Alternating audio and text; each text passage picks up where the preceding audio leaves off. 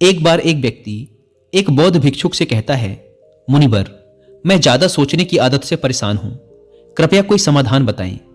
बौद्ध भिक्षु ने कहा, नहीं, तुम ज्यादा सोचने की आदत से परेशान नहीं हो, बल्कि तुम इस बात से परेशान हो कि तुम्हारे मन में ना चाहते हुए भी वो सारे विचार चलते रहते हैं जिनके बारे में तुम सोचना नहीं चाहते। अगर किसी व्यक्ति के मन में लगातार अच्छे विचार आ रहे हैं तो वो कभी नहीं कहेगा कि मैं ज्यादा सोचने की आदत से परेशान हूं, बल्कि वो कहेगा कि मैं तो चिंतन कर रहा हूं। चिंता और चिंतन में यही फर्क होता है।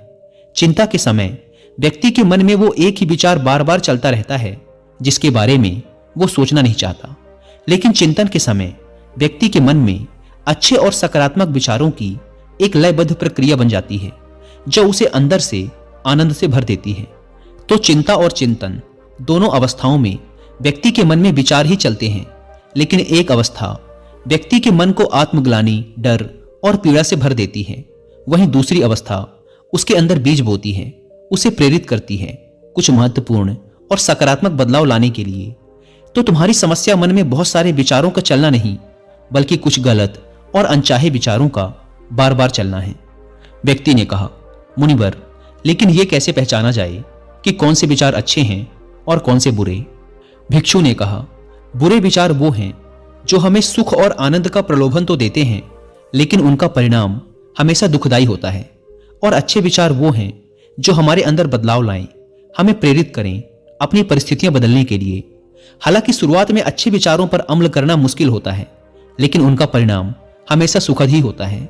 उदाहरण के लिए, मन में एक विचार आ सकता है कि चोरी कर लेता हूं, जल्दी अमीर बन जाऊंगा।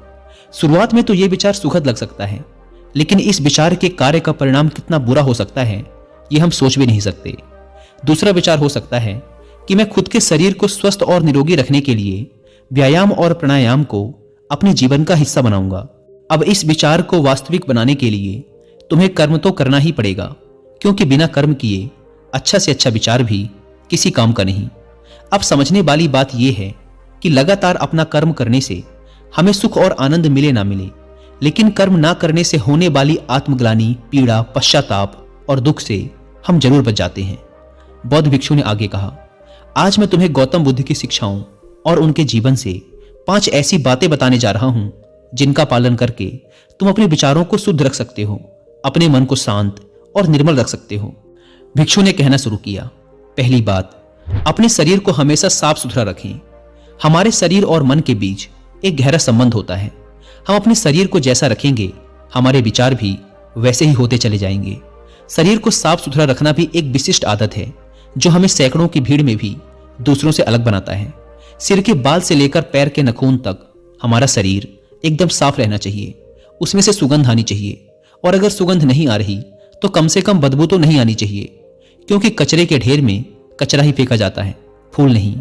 इसीलिए अगर हम अपने बाहरी शरीर को बुरी तरह अस्त व्यस्त और गंदा रखेंगे तो हमारे अंदर विचार भी गंदे ही आएंगे, और अगर बाहरी शरीर को आकर्षक और साफ सुथरा रखेंगे तो विचार भी अच्छे ही आएंगे।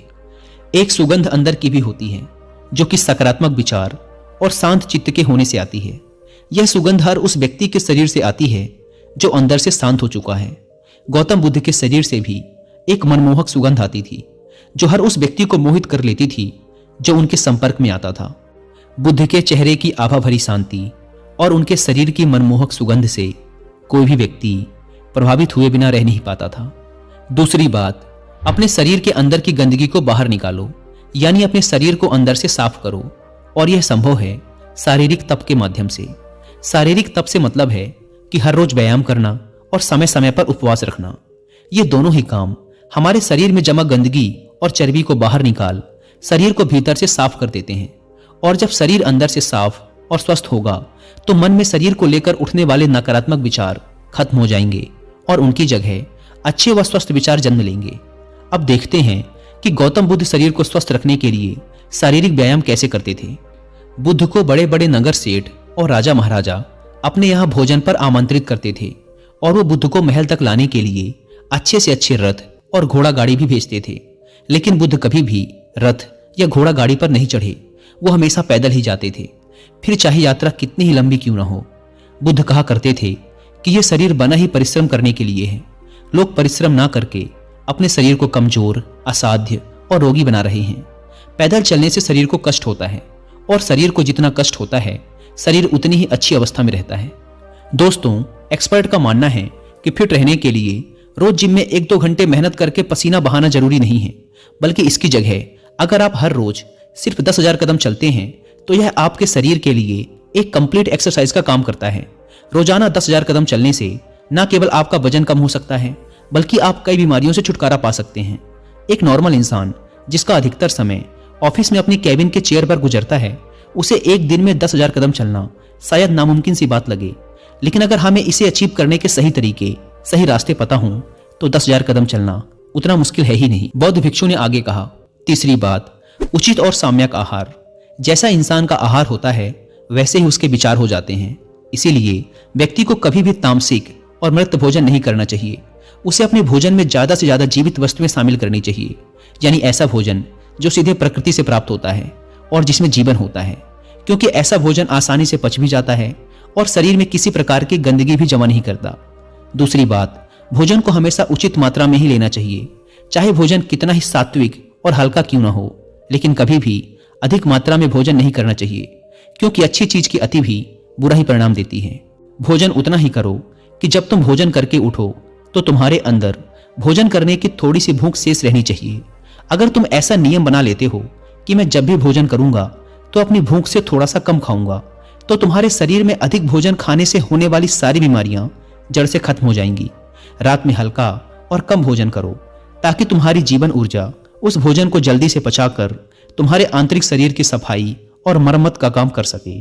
जब गौतम बुद्ध किसी के यहाँ भोजन के लिए जाते थे तो लोग उनके लिए तरह तरह के स्वादिष्ट व्यंजन बनवाते, लेकिन बुद्ध सिर्फ उतना ही खाते जितने में उनकी भूख शांत हो सके। बुद्ध अपने शिष्यों को भी यही सिखाते थे कि भोजन पेट भरने के लिए करना चाहिए, ना कि मन भरने के लिए। यहाँ समझने वाली एक बात और भी है कि अगर तुम स्वादिष्ट भोजन करने के शौकीन हो तो तुम्हें उसे एकदम छोड़ना नहीं है, बस उसकी मात्रा को सम्यक कर देना है। सम्यक का अर्थ है ना बहुत ज्यादा और ना ही बहुत कम। चौथी बात, अपनी संगति का खास ध्यान रखो। संगति का अर्थ केवल उन लोगों या दोस्तों भर से नहीं है जिनके साथ हम अपना ज्यादातर समय बिताते हैं, बल्कि यहाँ संगति का मतलब हर उस चीज से है जो हम अपने इंद्रियों के द्वारा ग्रहण करते हैं। जैसे कि हम किन लोगों के साथ रहते हैं, क्या देखते हैं, क्या सुनते हैं, कैसी बातें करते हैं इत्यादि। जब बुद्ध ने यह निश्चय कर लिया कि उन्हें भीतर की यात्रा पर निकलना है, तो उन्होंने हर उस चीज को तुरंत ही छोड़ दिया जो उस समय उन्हें लगा कि उनकी यात्रा पर बाधा बन रही है। इससे यह सीखने को मिलता है कि हमें अपने लक्ष्य को प्राप्त करने के लिए अपनी आरामदायक अवस्था से बाहर निकलना ही पड़ता है और उन चीजों और लोगों को भी छोड़ना पड़ता है जिन्हें छोड़ना बहुत ही मुश्किल होता है। जब सिद्धार्थ बुद्ध नहीं बने थे और अपने प्रश्नों की खोज में थे, तो बहुत से राजाओं और नगर सेठों ने उन्हें निमंत्रण दिया कि वो उनके महल में आकर अपनी ध्यान साधना करें। उन्हें वहां कोई परेशान नहीं करेगा। गर्मी, सर्दी, बरसात तीनों से बचने की पूरी व्यवस्था की जाएगी। लेकिन सिद्धार्थ ने उन सबको मना कर दिया, क्योंकि वो जानते थे कि उनकी यात्रा भीतर की है और वो किसी ऐसे व्यक्ति की संगति करके अपनी यात्रा पूरी नहीं कर सकते थे जो बाहर की यात्राओं में ही व्यस्त हो। वो सारे सम्राट, राजा और नगर सेठ बाहरी दुनिया में ही लिप्त थे। फिर उनकी संगत करने का क्या अर्थ? इस घटना से सीखने वाली बात यह है कि हमें ऐसे इंसान की संगति नहीं करनी चाहिए जो हमारे लक्ष्य की प्राप्ति में बाधा बने, फिर चाहे वो व्यक्ति कितना ही शक्तिशाली, धनवान और बुद्धिमान ही क्यों न हो।